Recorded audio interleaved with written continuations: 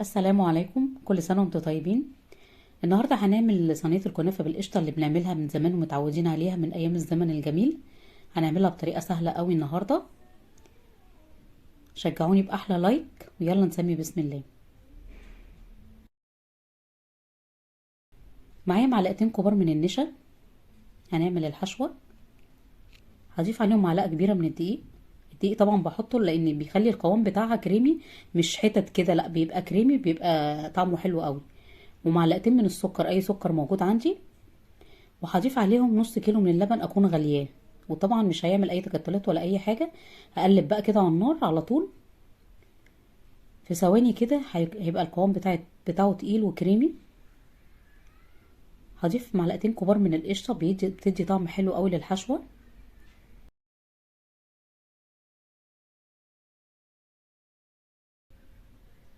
هضيف نص معلقه صغيره من الفانيليا السايله. طبعا لو ما عنديش ممكن احط فانيليا باودر نص معلقه صغيره.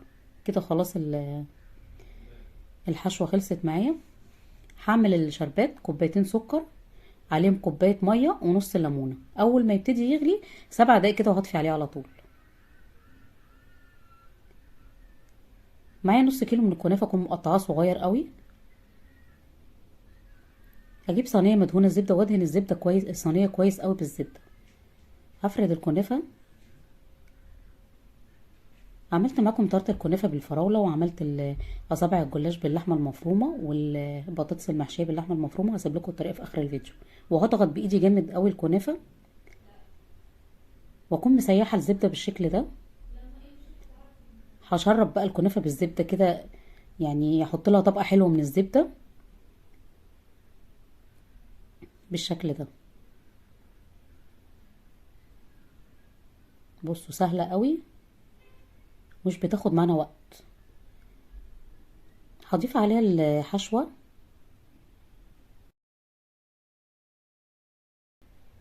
بس مش هاجي عند الحرف عشان ما تتحرقش، يعني ما اجيبش الحشوه عند الحرف عشان ما تتحرقش.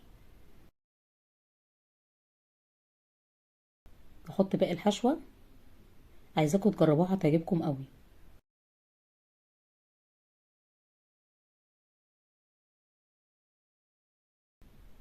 هحط الطبقه التاني من الكنافه. طبعا انا يعني مش هضغط عليها لان الحشوه هتطلع بره وهتتحرق اثناء التسويه. فانا هضغط عليها من الحرف، بس اقفل الكنافه كده من الحرف كويس قوي عشان الحشوه ما تطلعش بره.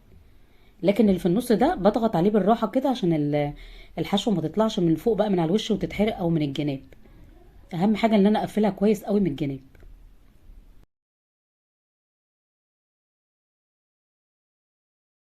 هضيف برضو طبقه الزبده.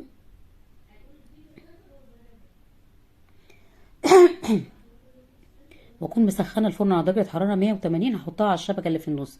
اول ما تاخد لون من تحت هشغل الشوايه على طول. ابقى واقفه جنبها لان ما بتاخدش وقت. هطلعها بالشكل الجميل ده. بصوا جامده قوي. يكون الشربات عندي بارد، اسقيها بالشربات.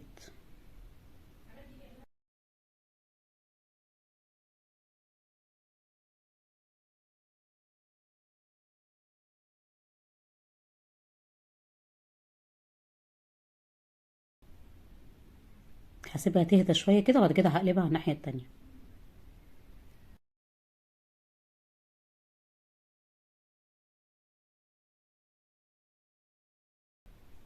بصوا بقى اللون والتسويه حاجه كده قمر.